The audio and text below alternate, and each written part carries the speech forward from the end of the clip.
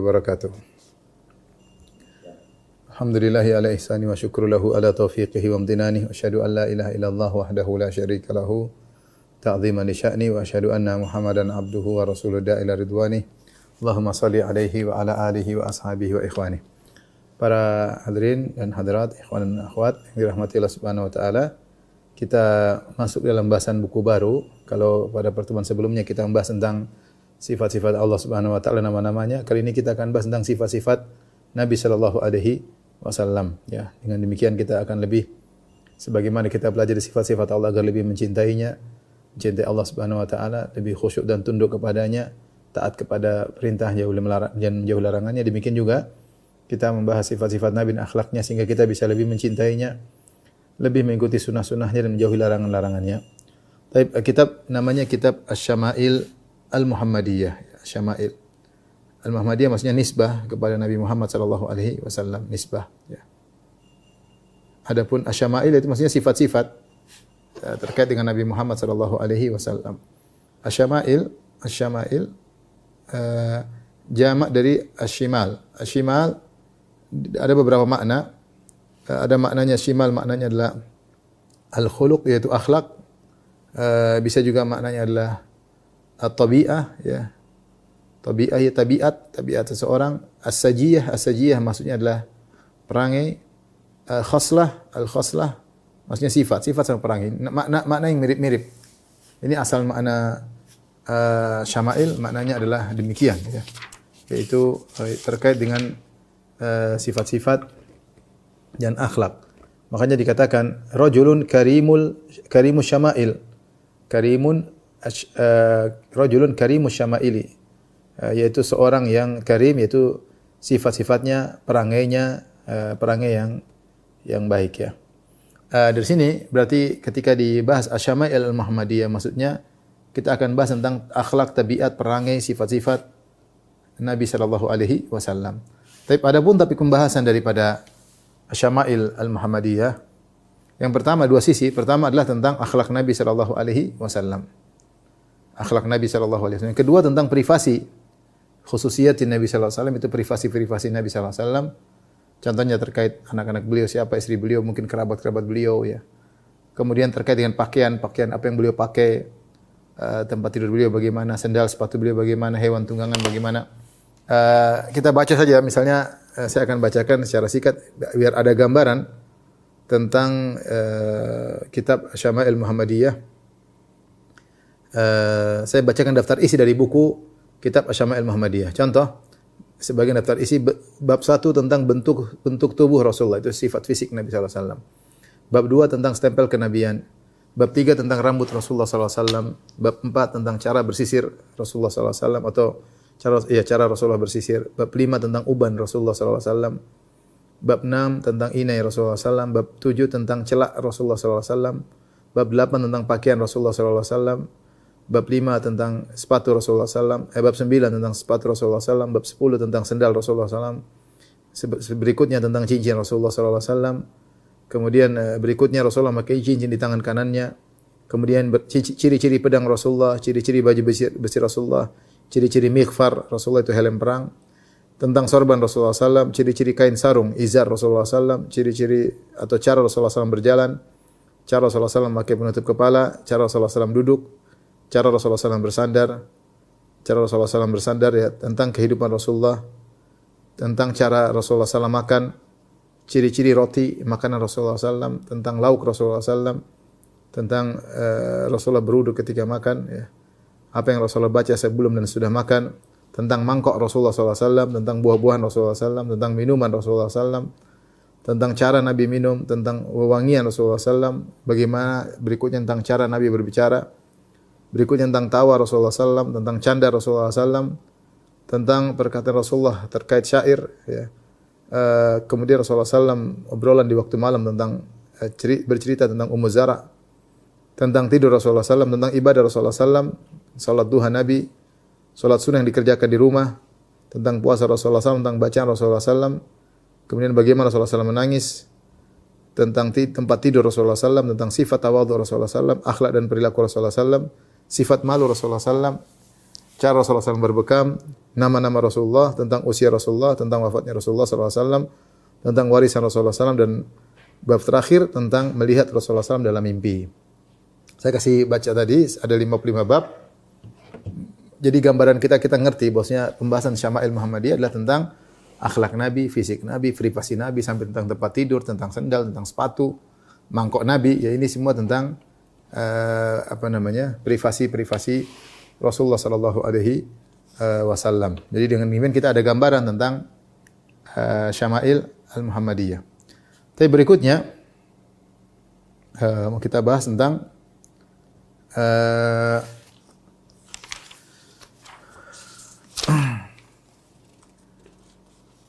tujuan kita belajar ya Syama'il ya.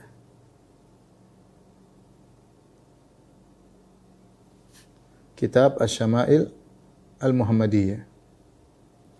Tujuannya banyak, ya di antaranya ya tadi sudah kita singgung agar lebih kenal dekat Nabi,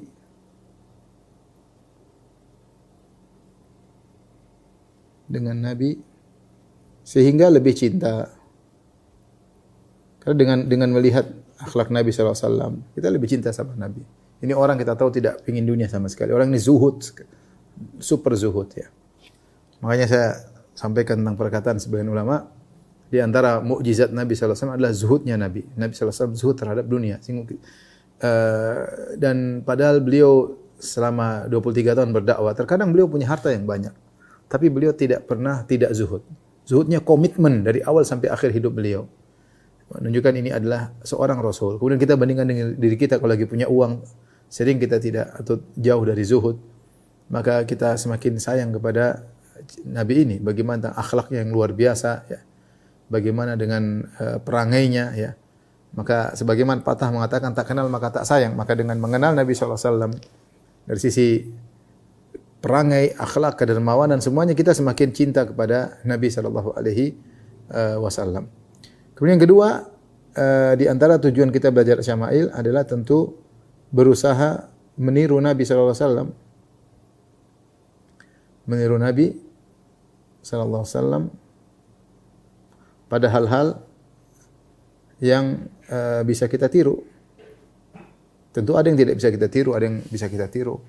Ya, kalau misalnya fisik Nabi tidak bisa kita tiru atau wajah Nabi tidak bisa tiru ya. Tapi kalau akhlak-akhlak Nabi kita bisa berusaha meniru meskipun tidak akan sempurna seperti Nabi sallallahu alaihi wasallam ya. Kemudian di antara tujuan belajar Syama'il ya, ini adalah tamhid atau muqaddimah untuk belajar sirah Nabi. Belajar sirah Nabi sallallahu alaihi wasallam. Sallallahu alaihi wasallam. Kemudian di antaranya sebenarnya mengatakan, karena kalau kita belajar sirah kita cinta dulu ya, kita belajar secara singkat tentang Syama'il sehingga kita mencintainya, cinta Nabi. Kemudian kita ingin tahu lebih dalam tentang sirah Nabi sallallahu alaihi wasallam. Makanya dalam sirah Nabi yang saya tulis 6 jilid atau yang kawan-kawan bantu saya nulis sampai 6 jilid. Jilid pertama di situ saya sebutkan tentang bagaimana mukjizat akhlak Nabi sallallahu alaihi wasallam ya. Karena sebelum kita membaca tentang sirah Nabi, kita perlu cinta dulu kepada sosok ini. Setelah kita cinta, kita baca, kita akan semakin cinta. Kita baca perjalanan Nabi SAW dari awal sampai akhir. Ya. Kemudian di antara tujuan belajar Syama'il Muhammadiyah, ya, di antaranya adalah agar mengetahui fisik Nabi, sifat-sifat fisik Nabi, ya.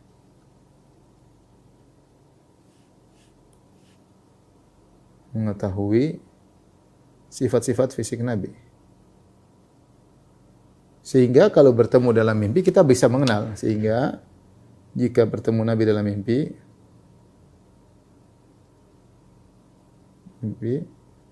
maka kita bisa tahu benar atau tidak.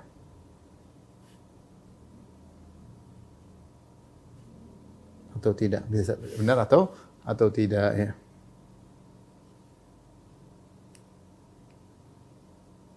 Karenanya di antara hal yang menarik, kitab Syama'il Muhammadiyah di akhir pembahasan Al-Imam Tirmidzi membawa bab tentang melihat Nabi sallallahu alaihi wasallam dalam mimpi ya. Yaitu bab yang terakhir beliau membawakan bab ma jaa fi ru'yati Rasulillah sallallahu alaihi wasallam fil manam. Bab tentang melihat Nabi dalam mimpi. Karena mungkin seorang muslim diberi anugerah ya atau diberi nikmat bisa melihat Nabi dalam mimpi. Nah, memang benar syaitan tidak bisa meniru Nabi, tapi syaitan bisa mengaku-ngaku sebagai Nabi sallallahu alaihi wasallam. Makanya Rasulullah SAW bersabda, "Man ra'ani fil manami faqad ra'ani, fa inna syaitana la yatamatsalu bi." Siapa yang melihat aku dalam mimpi, sungguhnya dia telah melihat aku. Karena syaitan tidak bisa meniru fisikku. Yang terjadi sekarang, syaitan tidak bisa meniru Nabi Muhammad SAW, tapi syaitan banyak mengaku sebagai Nabi. Seperti kita pernah lihat di televisi ada viral, ada seorang mengaku bertemu dengan Nabi SAW dalam mimpi, sehingga buat dia begini-begini. Kemudian ditanya, bagaimana fisik Nabi ketika kau lihat? Nabi rambutnya putih semua, sudah tua. Ini tentu salah, karena kalau kita baca Syama'il Muhammadiyah, Nabi SAW rambut putihnya tidak sampai 20 helai. Tidak sampai 20 helai ya. Menunjukkan Rasulullah SAW rambutnya hitam. Ya, ini contoh salah ya melihat Nabi SAW. Seperti saya juga bertemu seorang ngaku bertemu dengan Nabi SAW, tapi Nabi sarungan, pegang rokok dan pakai. Tentu ini dia harus tahu fisik Nabi sehingga dia tahu benar Nabi atau bukan. Makanya ketika ada seorang bertemu dengan Nabi dalam mimpi, maka dia tanya kepada sahabat, kalau tidak salah Anas bin Malik. Maka Anas bin Malik mengatakan, "Sif li ma ra'ait." Sifatkan kepada aku apa yang kau lihat dalam mimpimu. Jika sesuai, maka Anas mengatakan itulah Rasulullah sallallahu alaihi wasallam. Jika bukan, maka bukan. Tapi di antara tujuan belajar Syama'il Muhammadiyah, yang paling utama adalah bagaimana cinta kepada Nabi sallallahu alaihi wasallam. Karena cinta kepada Nabi sendiri adalah ibadah. Sebab masuk surga. Kita disuruh cinta kepada Nabi sallallahu alaihi wasallam, ya.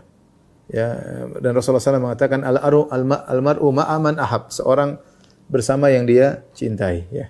Seorang bersama yang dia cintai. Makanya Anas bin Malik radhiyallahu anhu ketika mendengar hadis ini, al-mar'u ma'a man ahab, seorang bersama yang dia cintai, maka dia mengatakan, fa inni uhibbun nabi wa Abu Bakrin wa Umar wa arju an akuna ma'ahum bi hubbi iyyahum wa illam a'mal bimithli a'malihim.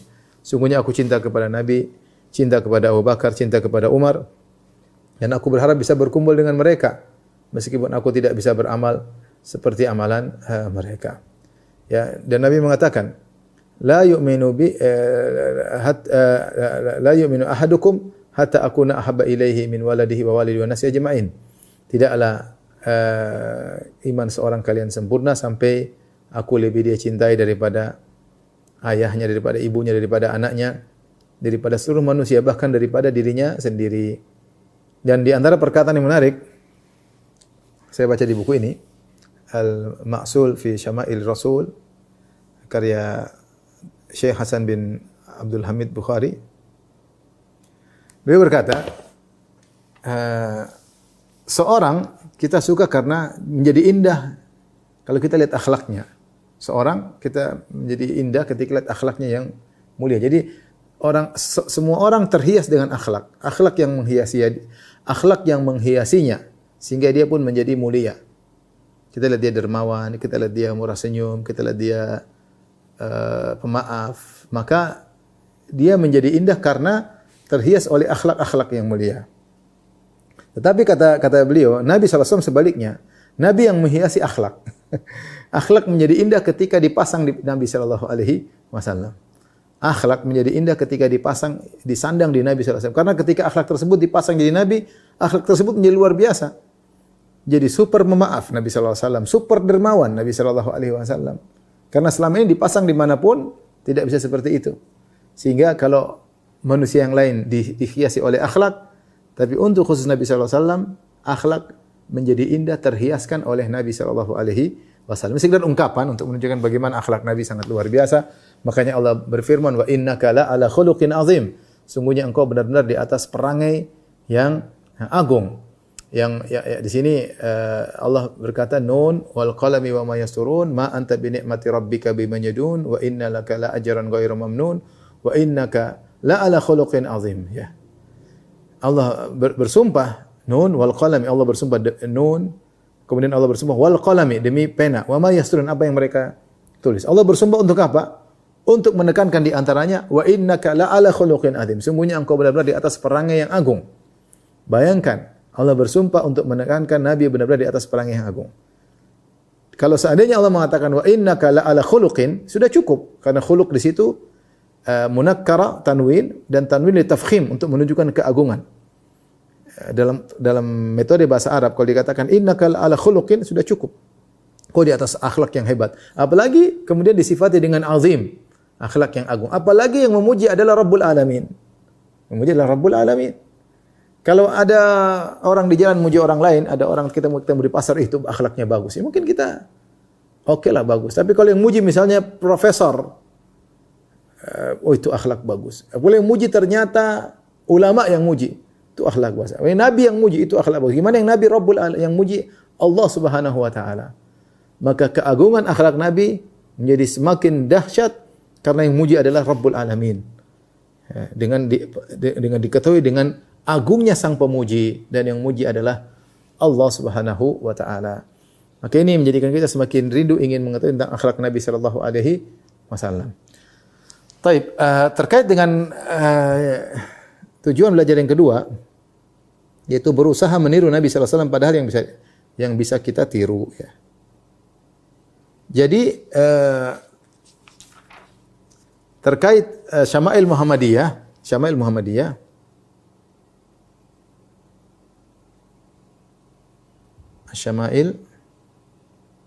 Al-Muhammadiyah ada dua ya. Pertama, ada yang tidak bisa ditiru. Yang kedua, ada yang bisa ditiru.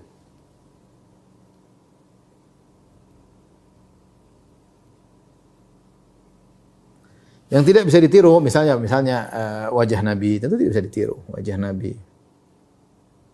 sallallahu alaihi wasallam. Sifat fisik Nabi secara umum, sifat-sifat fisik Nabi. Fisik Nabi sallallahu alaihi wasallam secara umum tidak bisa tiru. Misalnya wajah Nabi bagaimana ya, bulat, misalnya bahu Nabi, kemudian tangan Nabi bagaimana, ini dari sananya kita nggak bisa tiru. Kita mengenali fisik Nabi sallallahu alaihi wasallam agar kita semakin mencintai Nabi, namun tidak bisa ditiru. Ada yang bisa ditiru, ini pun ada dua. Yang pertama, dianjurkan untuk ditiru atau merupakan ibadah. Menirunya adalah ibadah.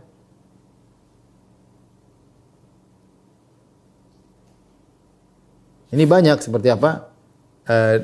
Misalnya Rasulullah SAW menyuruh misalnya tidur dengan lambung sebelah kanan, misalnya minum dengan tangan kanan, ini banyak ya. Minum dengan tangan kanan. Misalnya adab-adab tidur, misalnya adab-adab makan, ini Rasulullah SAW makan dengan tangan kanan. Kemudian mengucapkan bismillah misalnya, dan ini banyak akhlak-akhlak Nabi sallallahu alaihi wasallam. Kemudian yang kedua, yang meniru bukan perbuatan Nabi, yang bukan syama'il, yang bukan ibadah. Syama'il yang bukan ibadah secara zatnya.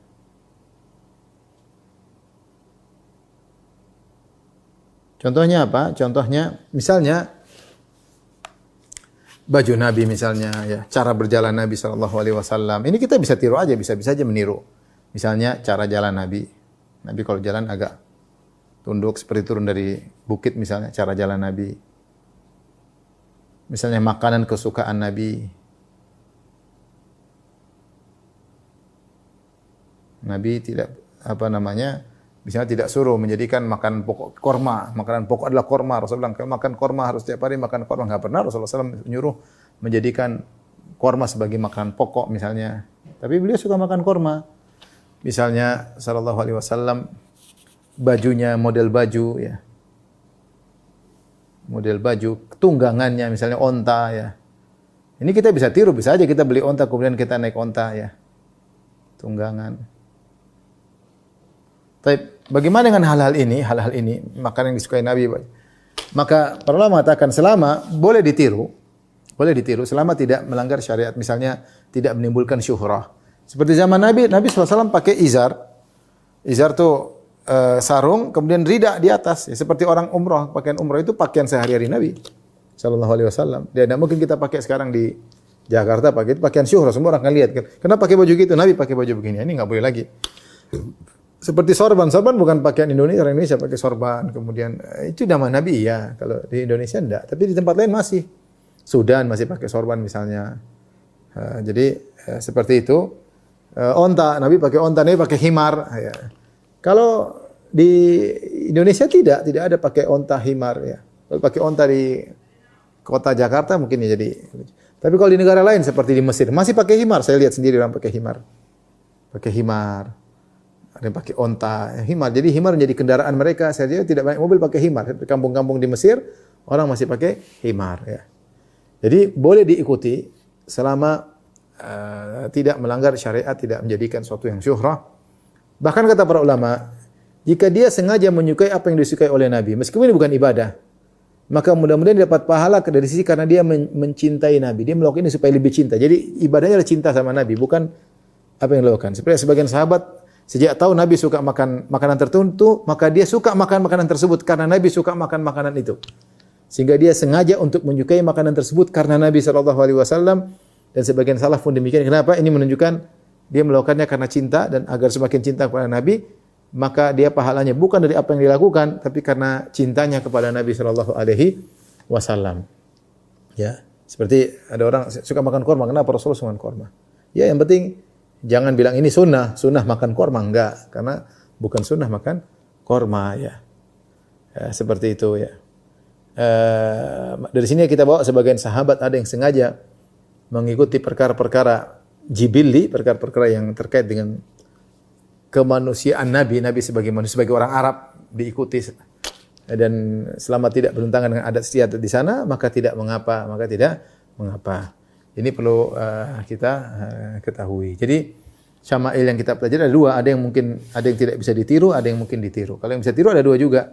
Ada yang menirunya merupakan ibadah, ada yang asalnya bukan ibadah, tapi kalau ditiru tidak melanggar syariat, tidak melanggar adat tradisi, maka mudah-mudahan karena cinta kepada Nabi SAW bisa dapat pahala. Baik. Mukadimah berikutnya kita akan bahas tentang buku yang kita pelajari ini, namanya Asy-Syama'il Al-Muhammadiyah. Sudah ini?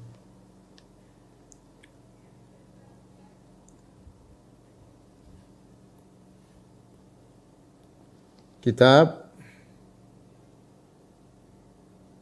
Syama'il Al-Muhammadiyah. Syama'il Al-Muhammadiyah pengarangnya adalah Abu Isa. Jadi judul aslinya Asy-Syama'il An-Nabawiyah wal Khasa'il Muhammadiyah. Jadi judul aslinya, mohon maaf. Judul aslinya adalah Asy-Syama'il An-Nabawiyah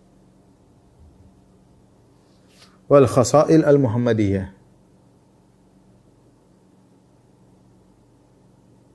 Maknanya sama. Jadi Syama'il Nabawiyah, Khasa'il Al-Muhammadiyah. Kemudian pengarangnya adalah karya Al-Imam Abu Isa At-Tirmidzi ya. Al-Imam Abu Isa At-Tirmidzi. Ada yang baca Turmudzi. Ini intinya boleh. Abu Isa At-Tirmidzi. Beliau inilah yang punya buku judulnya Sunan At-Tirmidzi. Sunan At-Tirmidzi ya. Dan Abu Isa At-Tirmidzi ya di atas manhaj Ahlussunnah wal Jamaah ya, dan gurunya adalah Imam Al-Bukhari. Ini muridnya Imam Bukhari. Muridnya Imam Al-Bukhari.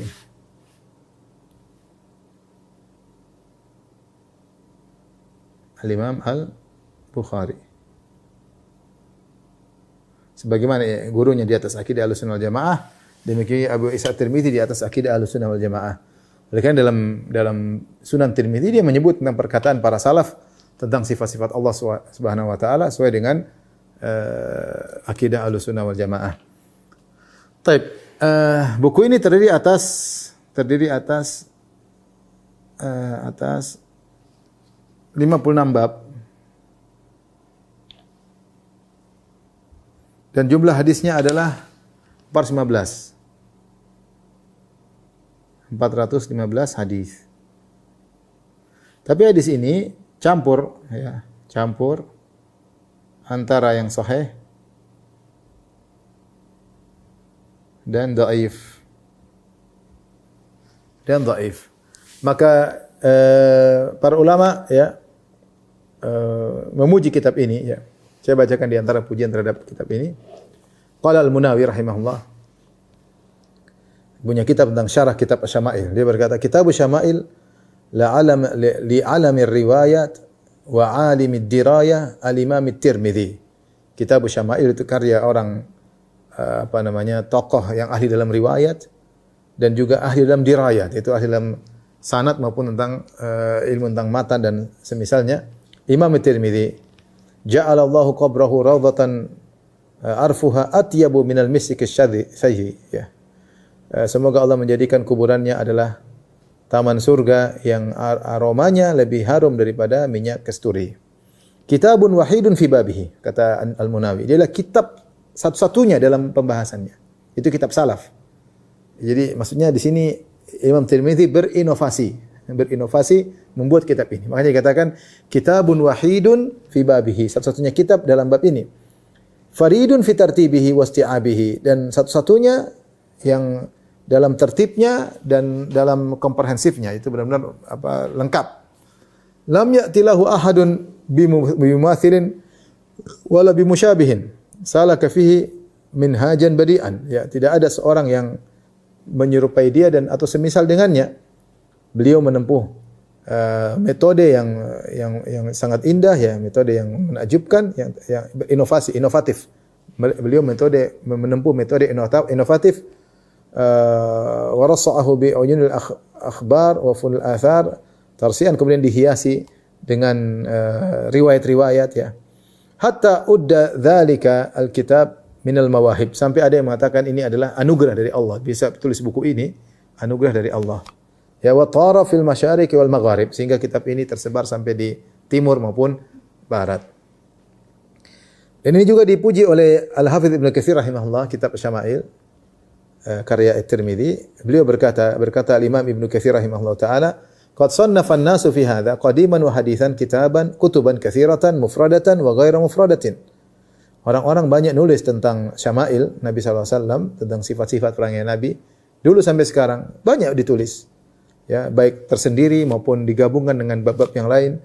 Wa min ahsani man jama'a fi dzalika fa ajada wa afat, dan yang paling bagus menulis tentang hal ini jadi Tirmidzi dipuji, dan yang paling bagus menulis tentang hal ini adalah ya, dan dia tulis sangat bagus dan beri faedah, Al-Imam Abu Isa Muhammad bin Isa bin Saurah At-Tirmidzi afrada fi hadzal ma'na kitabahul masyhur bisyama'il ya, dia mengkhususkan pembahasan tentang kitab ini dengan judulnya Asy-Syama'il.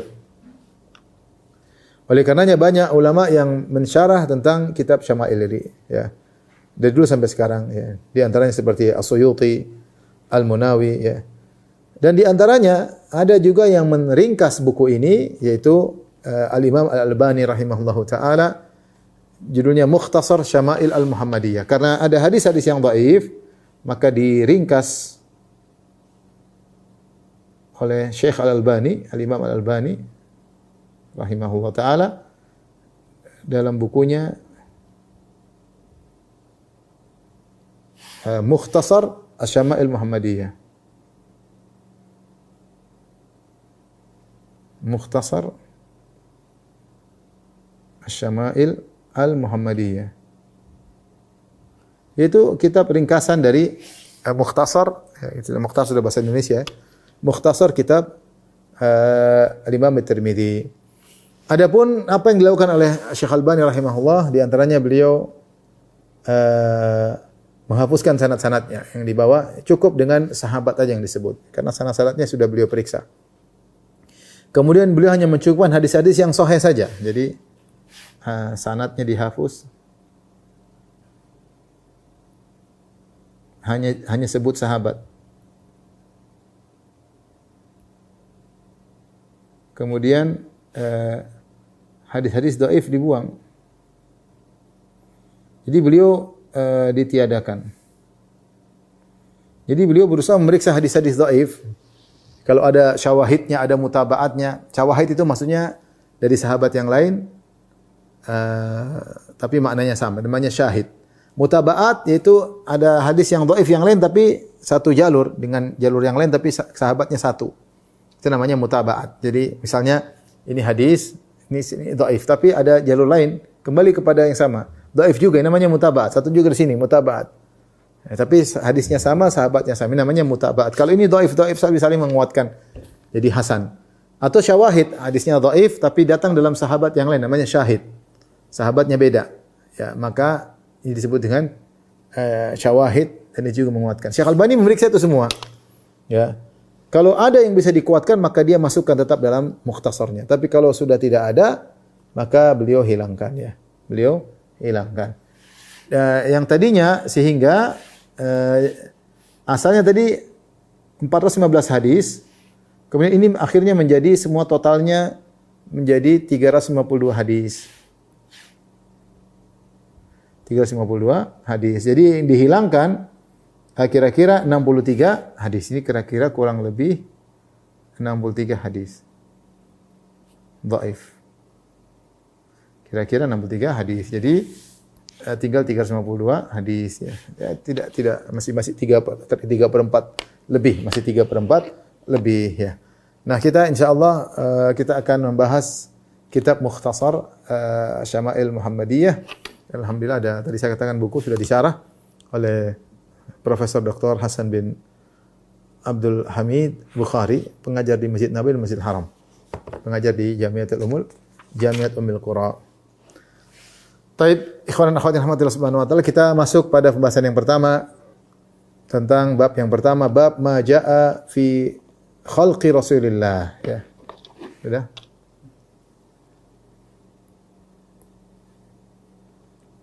Bab ma jaa fi khalqi Rasulillah sallallahu alaihi wasallam.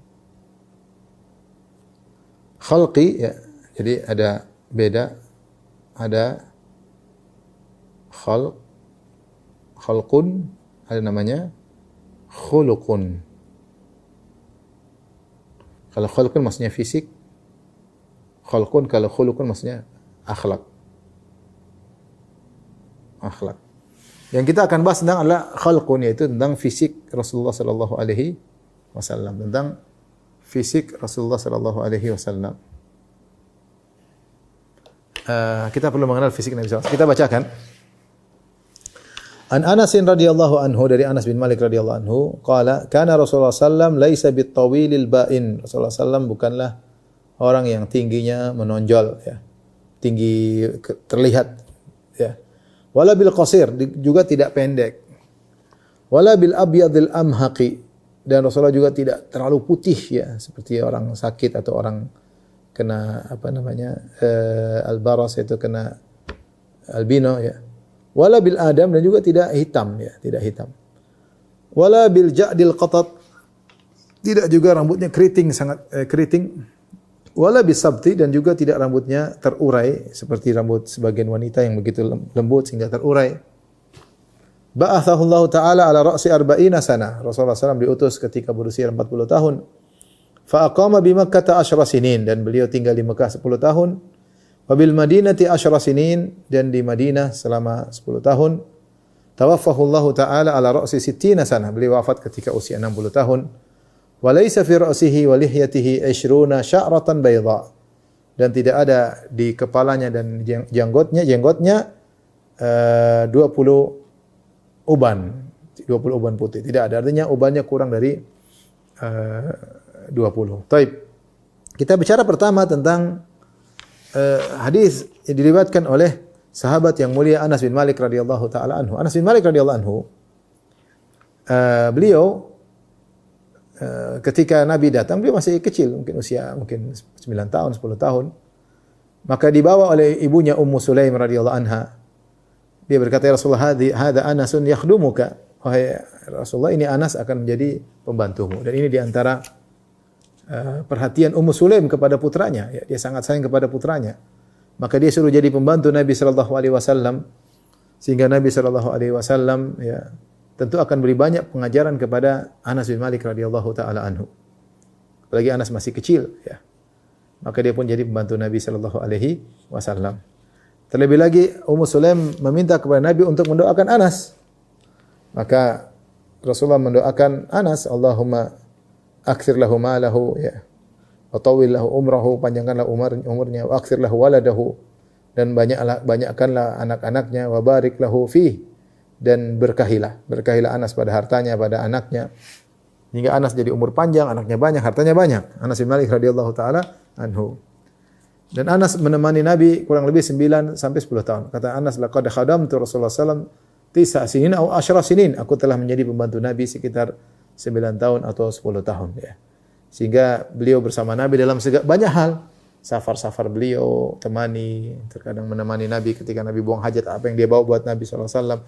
Sehingga dia mengetahui banyak kekhususan Nabi SAW. Kemudian dia mensifati Nabi SAW dengan sifat yang detail. Karena dia sering lihat Nabi SAW. Ya. Benar datang dalam sebagai riwayat, para sahabat tidak mampu untuk melihat Nabi lama-lama. Seperti disebut oleh Amr bin As radhiyallahu anhu. Dia tidak mampu memenuhi matanya dengan melihat Nabi lama-lama karena begitu agungnya Nabi sallallahu alaihi wasallam sangat karismatik ya. Sangat berwibawa sehingga orang lihat Nabi lama-lama enggak kuat ya. Sampai disebutkan ma yuhidduna ilaihi an-nazar ta'dhiman lahu. Ya, dalam riwayat Bukhari dari hadis Al-Miswar bin Makhramah, dia mengatakan para sahabat tidak mampu menajamkan pandangan mereka kepada Nabi. Ya, tidak mampu. Kenapa? Karena mengagungkan Nabi sallallahu alaihi wasallam. Tapi kalau para sahabat tidak mampu lihat Nabi, bagaimana kemudian mereka bisa mensifati sifat Nabi secara fisik, secara detail ya. Seperti Anas bin Malik radhiyallahu taala anhu. Maka jawabannya sahabat ya, meskipun mereka tidak lihat Nabi lama-lama, tapi mereka sering lihat Nabi. Ya, kalau sering lihat Nabi meskipun sedikit, ya, akhirnya bisa mensifati Nabi sallallahu alaihi wasallam meskipun tidak lihat Nabi lama-lama karena begitu karismatik Nabi, begitu wibawa Nabi, tapi kan sering ketemu. Jadi sehingga bisa sekali lihat ini, sekali lihat itu, sehingga mereka bisa menceritakan fisik Nabi sallallahu alaihi wasallam. Yang kedua, yang dalam hadis ini yang meriwayatkan Anas bin Malik. Anas bin Malik kecil, masih kecil. Dia tidak seperti mungkin para sahabat lain yang begitu masuk Islam, begitu mengagungkan Nabi luar biasa. Anas bin Malik kadang-kadang masih main-main ya. Sampai dia cerita dalam Sahih Muslim, Rasulullah menyuruhku melakukan sesuatu. Dan aku bilang aku tidak mau. Padahal dalam hatiku aku akan melakukannya. Jadi Nabi bilang, pergilah Anas. Kata Anas, enggak mau. Dia masih kecil, bercanda dengan Nabi. Kata dia, enggak. Jadi Rasulullah, kamu pergi sana. Kata dia, enggak. Masih kecil. Tapi dalam hatiku, dia, aku ingin melakukannya. Akhirnya dia pun pergi. Di tengah jalan, lihat orang main-main. Dia main-main. Ikut nonton orang main-main. Sampai Nabi akhirnya nyusul dia. Nabi nyusul Anas bin Malik. Kemudian Rasulullah SAW pegang lehernya. Kata Rasulullah SAW, adhabta min haitsu amartuka ya Unais, wahai Anas, sudahkah kau pergi sebagaimana aku perintahkan? Kata dia, adhab ya Rasulullah, sekarang aku akan pergi. Artinya anak kecil ini ya, melihat orang berwibawa biasa-biasa aja ya. Seperti Anas bin Malik. Jadi, sehingga dia bisa melihat Nabi dengan detail karena dia telah menemani Nabi ketika dia masih kecil. Ya. Sehingga dia mendapat gelar khadimu Rasulillah sallallahu alaihi wasallam, yaitu pembantu Nabi sallallahu alaihi wasallam. Jadi meskipun Anas bin Malik radhiyallahu anhu meskipun para sahabat tidak pernah menajamkan pandangan mereka kepada Nabi karena pengagungan terhadap Nabi, tapi sifat-sifat fisik Nabi bisa diceritakan karena mereka sering ketemu Nabi, apalagi semisal Anas yang masih kecil, yang mungkin melihat Nabi tidak sehebat para sahabat yang sudah dewasa mengagungkan Nabi luar biasa. Anas dari umur 10 tahun masih kecil. Baik. Kita akan bahas ini. Pertama, Anas bin Malik berkata, karena Rasulullah SAW laisa bitawil al-ba'in wal qasir. Rasulullah SAW tidaklah tingginya menonjol. Ya. Al-ba'in maksudnya nonjol, ba'in jelas. Maksudnya kalau Nabi berdiri sama orang-orang, tidak kelihatan beliau tinggi sendiri. Ada orang teman-teman kita gitu, ya tingginya 185, yang lain semua 160, dia kelihatan menonjol. Tapi kalau semua 170, terus dia cuma 173, tidak begitu kelihatan. Jadi Nabi ini tinggi, Nabi bukan pendek. Nabi tinggi tapi tingginya tidak menonjol. Dia bukan golongan pendek Rasulullah SAW. Dia golongan tinggi tapi bukan tinggi yang menonjol. Biasa-biasa saja. Sehingga kalau berkumpul dengan para sahabat tidak terbedakan. Disebut al-ba'in. Ba'in itu maksudnya terbedakan. Walal qasir, dan beliau juga tidak pendek. Tidak pendek, ya. Jadi itulah maksudnya laisa bitawilil ba'in, bukan tinggi yang menonjol yang kelihatan. Sehingga dari sini kita tahu ketika dikatakan Nabi tidak tinggi yang menonjol dan tidak pendek, menunjukkan Nabi adalah tingginya biasa, ya. Orang-orang tinggi yang biasa. Di kalangan orang Arab disebut orang tinggi, tapi bukan tinggi yang menonjol. Tapi tidak masuk jenis orang yang pendek. Kalau kita di Indonesia, tinggi 100 berapa? 170 ya? Berapa orang tinggi? 165. Standarnya 165. Tinggi. Di bawah 165 ya mungkin 160, 150 dikatakan pendek, ya. Ini secara fisik, ya. Kalau sudah 180, 185 udah kelihatan, ya. Nabi tinggi, kalau ukuran Indonesia misalnya 165-an, 170-an ya begitu, tinggi tapi tidak menonjol. Tapi itu dari sisi tinggi maupun pendek. Kemudian dari sisi warna kulit, wala bil abyadil amhaq, tidak putih yang juga berlebihan. Ya, nanti datang dalam riwayat tersebut Rasulullah putihnya kemerah-merahan, bukan putih kekuning-kuningan. Kita banyak di Indonesia putihnya kuning-kuningan, ya. Apa? Kuning langsat, ya. Kuning putih kuning, putihnya agak kuning, bukan. Tidak juga putih seperti tepung atau seperti orang terkena penyakit baros, penyakit albino, putihnya putih sekali, ya. Mungkin kalau kita bahasa tidak seperti orang Cina, putihnya putih Cina, enggak, tapi dia putih Arab, putihnya agak kemerah-merahan, jadi tidak putih sekali. Wala bil adam, dan juga tidak coklat pekat, enggak, ya, tidak coklat pekat, enggak. Ya, jadi kira-kira begitu warna kulit Nabi sallallahu alaihi wasallam, putih tapi putih yang kemerah-merahan. Kemudian kita datang dalam riwayat lain bahwasanya putih yang cenderung kepada warna merah, ya. Ya. Kemudian dari sisi rambut, wala bil ja'dil qatati wala bis sabti. Rasulullah al-ja'd itu ikal, al-qatat itu lebih keriting lagi. Jadi ikal dan keriting. Kalau qatat itu ikal keriting, benar-benar keriting. Tidak keriting dan juga tidak sabt, tidak terjulur, apa namanya, rambut lurus terjulur, ya, lurus terjulur. Jadi Rasulullah rambutnya antara itu. Mungkin dia rambut wallahu alam, ya, maksudnya rambutnya agak gelombang tapi tidak sampai keriting dan juga tidak lurus seperti rambut cewek, rambut perempuan lurus terurai begitu. Ada laki-laki rambutnya seperti itu. Dilepas seperti rambut panjang, ya. Dulu saya punya kawan di Papua, rambutnya panjang tapi panjang terurai. Suatu hari dia sholat sama kita, dia sholat, kemudian saya masbuk. Beberapa teman, saya sama teman-teman masbuk. Tahu-tahu dia sholat, dia lagi ruku, rambutnya terurai. Kita kira perempuan sholat di saf laki-laki, ternyata dia laki-laki teman kita. Biasanya dia rambutnya ikat, kali itu dia lepas. Kita ada janjian ketemu di masjid, saya masih SMP. Ternyata dia rambut terurai, ya. Saya kira perempuan, ya. Dan Rasulullah SAW rambutnya panjang, nanti akan disebutkan sampai di bawah telinga, tapi tidak keriting dan juga tidak terurai seperti rambut wanita, tidak. Kemudian kata Anas bin Malik radhiyallahu anhu, ba'athahu Allah taala ala ra'si 40 sanah. Allah mengutusnya ketika beliau berusia 40 tahun. Ini umur yang sempurna, ya. Walamma balagha asyuddahu wastawa, seperti Allah sebut tentang Nabi Isa, Nabi Musa alaihissalam. Walamma balagha asyuddahu, ketika dia mencapai puncak remaja, dia umur 33 tahun. Wastawa, sempurna, itu umur 40 tahun. Itu sudah matang, berpikir tidak kalau anak muda kadang-kadang nekat, tidak pikir panjang, mengikuti emosi. Kalau sudah 40 lebih teratur. Banyak yang dipikirkan, sudah banyak pengalaman hidup sebanyak, sehingga Rasulullah diutus setelah melalui banyak pengalaman-pengalaman hidup, ya. Dan sudah matang ketika usia 40 tahun Allah mengutus dia menjadi seorang rasul dengan Iqra bismi rabbikal ladzi khalaq. Nubbi'a bi Iqra, Rasulullah diangkat menjadi seorang nabi dengan Iqra bismi rabbikal ladzi khalaq.